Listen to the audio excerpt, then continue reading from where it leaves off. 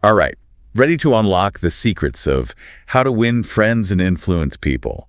We're diving deep into this classic today, getting right to the good stuff. It's amazing how this book, a global phenomenon now, actually started with Dale Carnegie teaching public speaking. Oh yeah, he stumbled on something much bigger. Right, a hidden curriculum that it turned out everyone really needed. It wasn't some marketing ploy or anything. He was teaching adults to be better speakers. But he realized their real struggle was connecting with others. Exactly, and Carnegie didn't just theorize. This guy went deep. Years of research, interviewing everyone, industry giants like Edison. Even movie stars. Trying to decode their secrets to connection. That's what makes this book so enduring. It evolved from a short talk. Then to a 90-minute lecture. And then, boom, international bestseller. He clearly struck a nerve. So let's unpack some of those timeless principles. One of the core ideas is the power of appreciation. People crave a feeling of importance. Sometimes to an almost unhealthy degree. He even compares it to insanity. Yes, like people will go to extreme lengths just to feel valued. He uses that example of a woman trapped in an unhappy marriage. Right, and seeking solace in a fantasy world. Oh yeah, where she's Lady Smith, married to English aristocracy. A sad but striking example of how deep this need for significance runs. That's heavy stuff. So how do we tap into this? Is it just showering people with compliments? Not quite. It's about genuine, sincere appreciation. And it's not just a feel-good tactic. No, Carnegie argues it can unlock hidden potential. He talks about Charles Schwab. One of the first to earn $1 million salary. And he attributed his success to praising his team's work. It shows the impact sincere appreciation can have. And didn't he also talk about Stevie Wonder? Exactly, how a teacher's simple appreciation of his hearing helped him become a musical genius. It's not manipulation. It's about recognizing and nurturing what's already there. Right. This makes me think about those times I felt truly seen and appreciated. It's energizing. Right, and conversely, think about when you felt overlooked or undervalued. Yeah, not a pleasant feeling. No, not at all. So Carnegie's suggesting we have this superpower to make people feel good, bring out their best, simply by acknowledging their worth. It's a win-win. Now here's where it gets even more interesting. Carnegie says it's not enough to just make people feel important. You have to understand what they actually want. That's the key to influence. It's not about imposing your will, but finding common ground. Right. It reminds me of that story about Ralph Waldo Emerson. And his son. Struggling to get a calf into the barn. They were pushing and pulling, focused only on their own goal. But the calf was having none of it. Only when the housemaid realized the calf wanted to suckle were they able to gently lead it inside. Such a simple story, but it illustrates a profound point. So often we try to force our solutions without taking the time to understand the other person's perspective. And that's why so many attempts at persuasion fail. Think about it. Have you ever found yourself in a situation where you were so focused on what you wanted? Oh, all the time? That you completely missed what the other person was trying to tell you. Especially with well, let's just say I have some experience with stubborn personalities. This brings us to another crucial principle, the magic of names. Carnegie stresses that a person's name is the sweetest sound in any language. It's a powerful symbol of recognition and respect. He tells that great story about Ken Nottingham, who always encountered a scowling cafeteria worker. But everything changed when he started using her name. It's remarkable how such a small gesture can transform an interaction. When you use someone's name, you acknowledge them as an individual. You're saying, I see you, you matter. Exactly. I'm definitely going to try that this week. It's such an easy way to make people feel appreciated. And it ties in beautifully with another key principle, the magic of listening. Carnegie believes encouraging others to talk about themselves and their achievements is one of the most effective ways to win them over. He tells this hilarious story about a salesman who lands a huge contract because he loses his voice and has to let the client do all the talking. The client just kept going on and on. Right, and it underscores the power of truly listening. When you listen attentively, you're showing genuine interest and respect. You're making the other person feel heard and understood. Think about your closest friends. Are they mostly listeners or talkers? The best ones are definitely the listeners. They make you feel comfortable and valued, like you can share anything without judgment. Precisely. And this kind of deep listening can be transformative. It fosters trust, strengthens relationships, and opens the door to genuine connection. Absolutely. It's a good reminder that sometimes the most powerful thing you can do is simply be present and listen. But let's face it, sometimes you need to actually change someone's behavior. That's part of life, right? Absolutely. So how do we do that without, stepping on toes? Well, Carnegie dedicates a whole section to strategies for changing people without arousing resentment.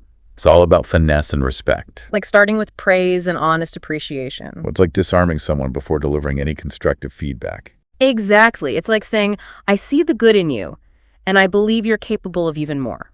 And he also suggests calling attention to people's mistakes indirectly, rather than pointing them out directly. Right. It's about guiding them towards self-discovery rather than imposing your judgment. He uses a great example of how he used to handle his daughter Josephine's mistakes. Instead of scolding her, He'd start by acknowledging he'd made plenty of mistakes himself, especially at her age, it showed humility and understanding. making her more receptive to his guidance. And then he'd ask a question That prompted her to think about the situation. and identify her own misstep. It's brilliant. It's all about empowering the other person to take ownership of their actions and learn from their experiences. While avoiding a defensive or resentful reaction. So we've got praise, indirect correction. What are some other ways to navigate those tricky conversations? Carnegie also suggests talking about your own mistakes before criticizing someone else. It's tough. But it shows you're not perfect. You're in this together. Yeah. I can see how that builds trust and understanding. It's like saying, hey, we're all human here. And what about giving direct orders? That's got to be a no-no, right? I have a feeling Carnegie would have something to say about that. He does. Instead of orders, he recommends asking questions. So instead of do this, you'd say, what do you think about doing this? Exactly. This encourages critical thinking. Makes this person more invested in the outcome. It's a subtle shift from dictating to collaborating. And finally, Carnegie advises making the other person happy about doing what you suggest. That might sound like a tall order. How do you actually pull that off? It's about aligning your goals with their desires and motivations. You need to understand what makes them tick.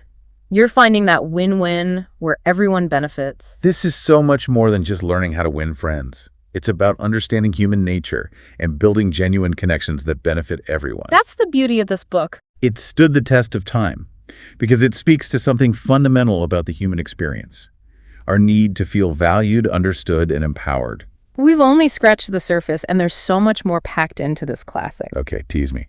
What else is there? Well, let's just say it involves some surprising stories about notorious gangsters, a very expensive study on what adults really want, and a revolutionary approach to education that could unlock hidden potential within all of us. That's quite a cliffhanger. Looking forward to uncovering those secrets in the next part of our deep dive. We'll dive right in. All right, I'm all ears for these secrets, especially the one about gangsters. I'm dying to know what Carnegie uncovered. Remember how we talked about Carnegie's extensive research? Well, he drew some incredible insights from a study. Oh yeah, the one by the University of Chicago. And the YMCA. It took 2 years and a whopping $25,000 to figure out what adults really craved in terms of learning. A fortune back then. That's right, they were serious about finding out what adults wanted. And they discovered that health was the #1 interest. Which makes sense, but guess what came in second? People, okay. specifically how to understand them, get along with them, make them like you, and even win them over.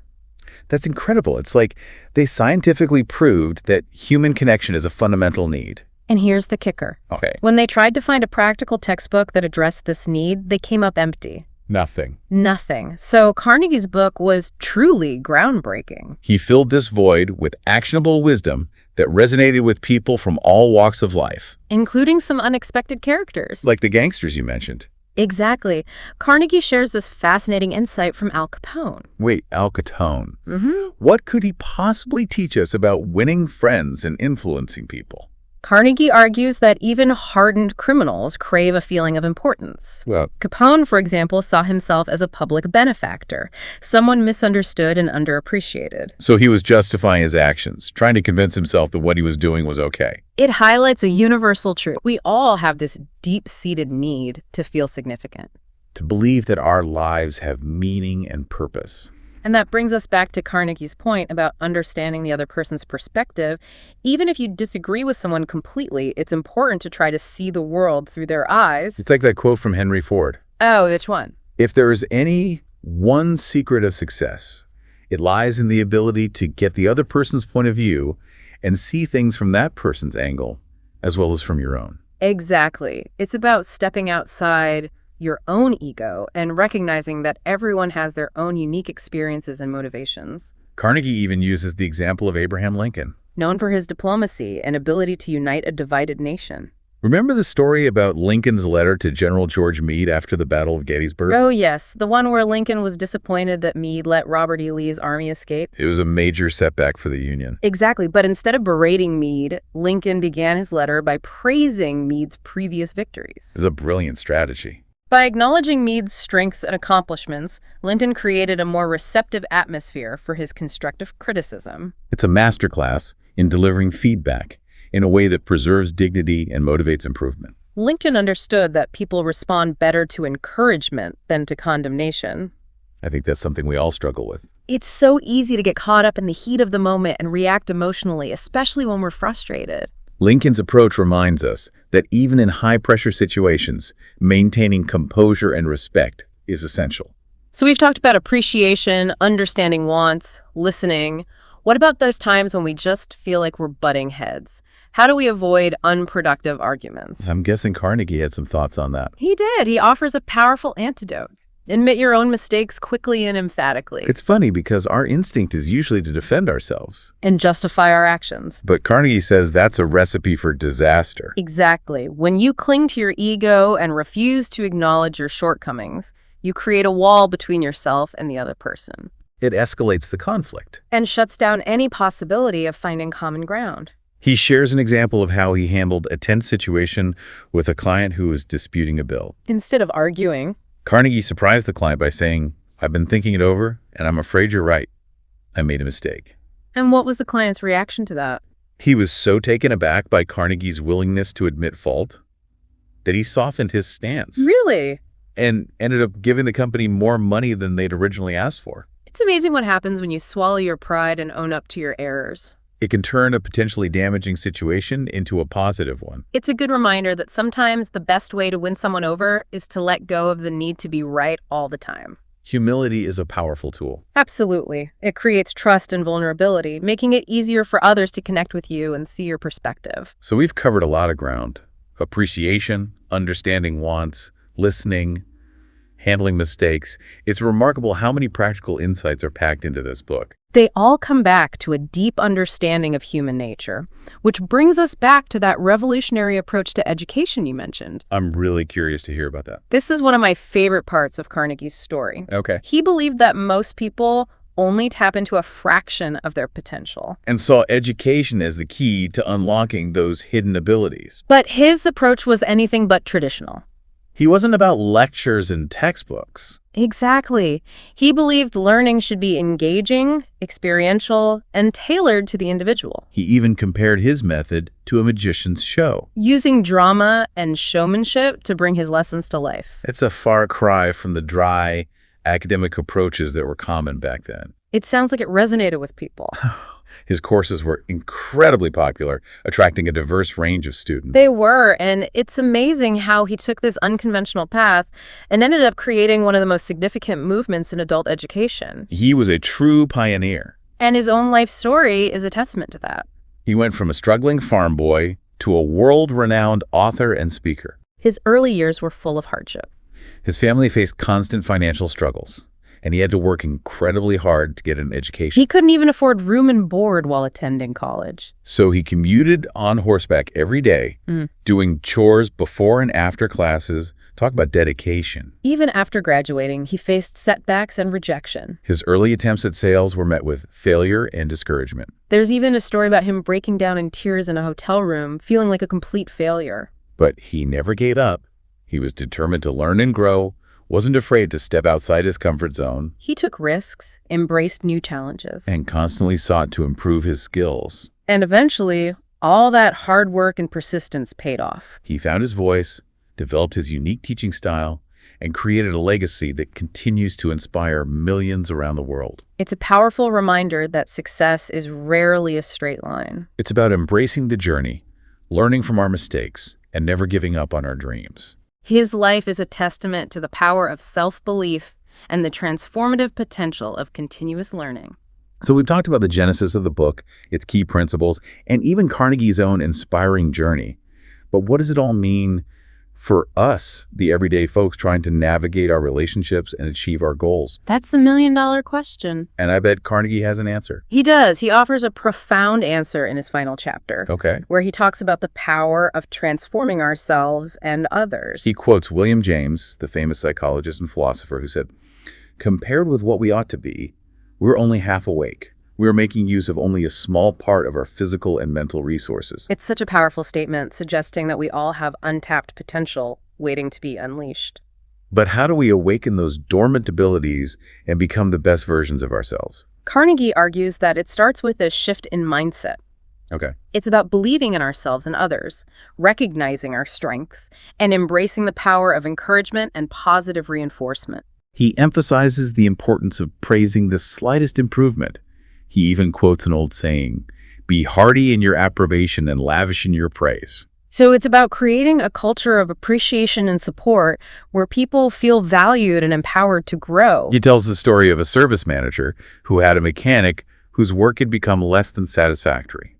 Instead of reprimanding him, the manager praised the mechanic's past accomplishments and expressed confidence in his abilities. And what was the result of that approach? The mechanic was so touched by the manager's genuine concern and belief in him that he turned his performance around Wow. and became one of the best mechanics in the shop. That's a beautiful example of how encouragement can ignite motivation and inspire people to reach their full potential. It's a reminder that we all have the power to make a positive impact simply by acknowledging others' strengths and expressing belief in their abilities. And this brings us back to Carnegie's core message. Building genuine relationships isn't about manipulation or trickery. It's about understanding human nature, tapping into our shared desires, and creating a more harmonious and fulfilling world for everyone. It's about empowering ourselves and others to become the best versions of ourselves. That's why this book continues to resonate with readers nearly a century later. It offers timeless wisdom that transcends cultural boundaries and speaks to the core of human experience. We've covered a lot of ground in this deep dive, but it feels like we've only just begun to explore the depths of Carnegie's insights. I agree. There's always more to discover, more to learn, and more to apply to our own lives. But now it's time to shift gears Okay. and examine a groundbreaking theory that could revolutionize the way we understand our own motivations and behaviors. You're talking about that pyramid mystery you mentioned before. Yes, remember how Carnegie emphasized understanding what people want? Well, Abraham Maslow, a renowned psychologist, developed a theory called Maslow's hierarchy of needs that explains human motivation in a fascinating way. A hierarchy of needs. Okay, I'm intrigued. Tell me more. Yeah. Okay, I'm ready to tackle this pyramid mystery you mentioned. Sounds like we're going beyond Carnegie. We are. Remember how Carnegie emphasized understanding what people want? Yeah. Well, Abraham Maslow, a renowned psychologist, developed a theory Okay. that explains human motivation in a fascinating way. It's called Maslow's hierarchy of needs. A hierarchy of needs. Okay, I'm intrigued. Tell me more. Imagine a pyramid with different levels. At the very base Okay. are our most basic physiological needs, things like food, water, shelter, sleep. The things we literally can't live without. Right, these are the things we absolutely need to survive. Makes sense. You need that foundation before anything else matters. And once those basic needs are met, we move up to the next level. Safety and security. Okay, so things like stability, Protection from harm. a sense of order in our lives. Exactly, feeling safe and secure in your environment, knowing you're not constantly under threat. It's interesting how this pyramid mirrors the progression of human development. We start with basic survival needs, then we seek security, and then we crave connection and love. That's a great observation. It highlights how interconnected these needs are. You can't truly thrive in one area if the levels below are shaky. So we've got physiological needs, safety, and love and belonging. What's next? The fourth level is esteem. Okay. This is about our need for respect, recognition, achievement, a sense of self-worth. So this sounds a lot like what Carnegie was talking about, how people crave a feeling of importance. Exactly. Maslow argues that once our basic needs for survival, safety, and connection are met, We're driven by this desire for esteem. we want to feel confident, competent, and respected by others. It's that drive to make a mark on the world, to achieve something meaningful. And finally, we reach the peak of the pyramid, self-actualization. This sounds profound. What exactly does self-actualization mean? It's about fulfilling our unique potential, becoming the best versions of ourselves, living a life aligned with our values and purpose. So it's about reaching a state of fulfillment and realizing your full potential. Exactly. And it's important to note that self-actualization is an ongoing journey, not a destination. Oh, It's about constantly striving to learn, grow, and make a positive impact on the world. this is pretty mind-blowing. It's like Maslow created a roadmap for human flourishing. And here's where it gets really interesting. Carnegie's principles align perfectly with Maslow's hierarchy. Really? How so? Well, think about it. When you express sincere appreciation, you're fulfilling someone's need for esteem. Okay. When you listen attentively and make someone feel heard, you're fulfilling their need for love and belonging. And when you empower someone to achieve their goals and realize their potential, you're helping them move towards self-actualization. Precisely. Carnegie's principles provide practical strategies for meeting those fundamental human needs. Which in turn fosters stronger relationships, Greater happiness. more fulfilling lives. Wow, it's all connected. It's like Carnegie intuitively understood these deeper psychological principles Yeah. even before Maslow formally articulated them. And that's what makes both their works so powerful. They provide timeless wisdom that can help us navigate the complexities of human interaction and unlock our own potential. This has been an incredible deep dive. We've gone from practical tips on winning friends to profound insights on human motivation and self-actualization. I feel like we've only scratched the surface. There's always more to discover in both Carnegie's and Maslow's work, but for now, I encourage you to reflect on what we've discussed today Think about these principles. and how you might apply them to your own life. This has been a fantastic journey, and to our listeners, thank you for joining us on this deep dive. We'll be back soon with another insightful exploration. Until then, keep learning, keep growing, and keep those connections strong.